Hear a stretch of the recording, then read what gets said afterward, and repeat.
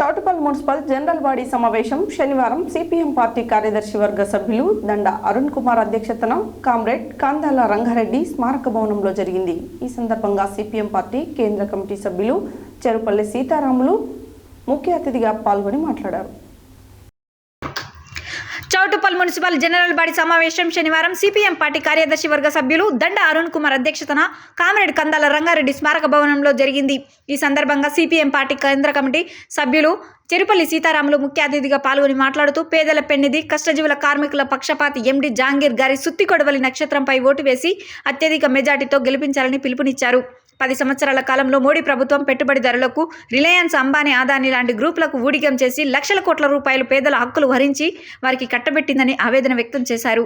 ప్రభుత్వ రంగ సంస్థలను కారు చౌకగా, రైల్వే విమానయానము, బొగ్గు, పెట్రోలియం, టెలికాం లాంటి సమస్యలను విశాఖపట్నం ఉక్కు పరిశ్రమ కారు చౌకగా పెట్టుబడిదారులకు కట్టబెట్టిందని అన్నారు.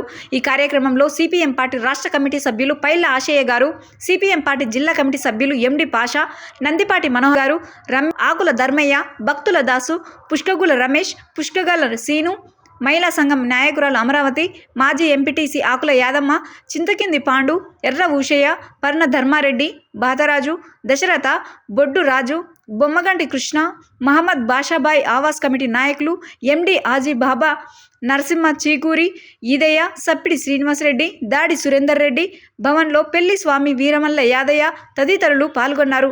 మరియు కల్వకుంట్ల శివకుమార్, నెల్లికంటి నరసింహ, గునేమోహన్ రాములు పాల్గొన్నారు.